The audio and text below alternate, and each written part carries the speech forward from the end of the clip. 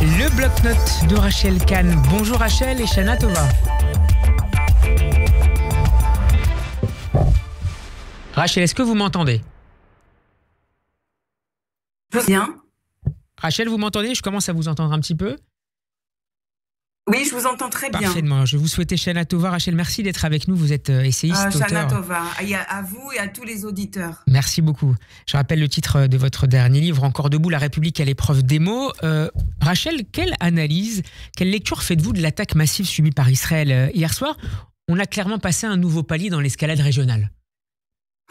Oui, l'analyse, en fait, c'est que la continuité, finalement, de ce qui a pu se passer le 7 octobre, puisque dès le 8, il y a eu ces attaques de l'Iran, enfin, du Hezbollah, de l'Iran, et puis l'ensemble de ces missiles, des populations déplacées en Israël. Moi, ce qui m'embête, j'ai l'impression que ça coupe un peu. Est-ce que vous m'entendez bien? Ça va pour l'instant. Si ça coupe, on vous passera un coup de fil, là, Rachel. On vous écoute. D'accord, très bien. D'accord, ok, très bien. C'est simplement que voilà, on a ces 7 fronts dont on ne cesse de parler depuis le début. Il y a cette attaque qui est effectivement une attaque spectaculaire, mais et aussi, qui formalise, concrétise ce terrorisme, la menace grave qui que porte concrétise l'Iran. Et c'est exactement ce qu'on répète depuis des mois, depuis presque un an, ce que l'on répète. Et une nouvelle fois, ça a été spectaculaire dans le ciel d'Israël, avec tous nos amis, notre famille, nos amis, enfin nos jeunes qui sont au front, etc. Mais ce qui m'interpelle le plus, c'est ce terrorisme islamiste de 2 Palestiniens qui entrent dans un tramway et qui frappent Tel Aviv et qui frappent sur des civils. Et ça, en fait, on en a malheureusement pas encore assez entendu parler, mais c'est d'une lâcheté sans nom.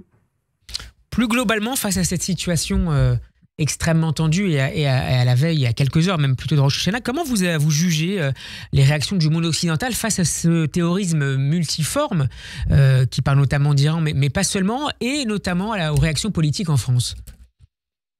Eh bien, écoutez, moi, je trouve que le monde, la majorité, notamment en France et en Europe, se trouve dans cette prison idéologique, au fond. C'est-à-dire que quoi qu'il fasse, Israël est coupable, et Israël est surtout coupable d'exister, au fond.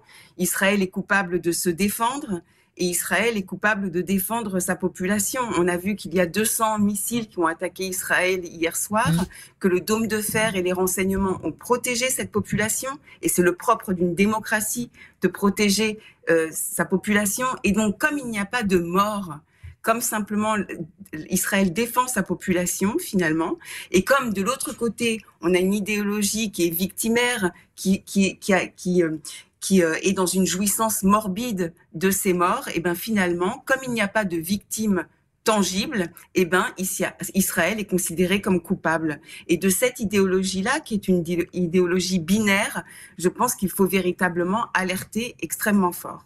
Et ça sera sans aucun doute l'un des combats à mener pour cette nouvelle année 5785. Merci beaucoup Rachel d'avoir été avec nous. Une nouvelle fois, je vous souhaite Shana Tova et vous donne rendez-vous la semaine prochaine. Shana Tova.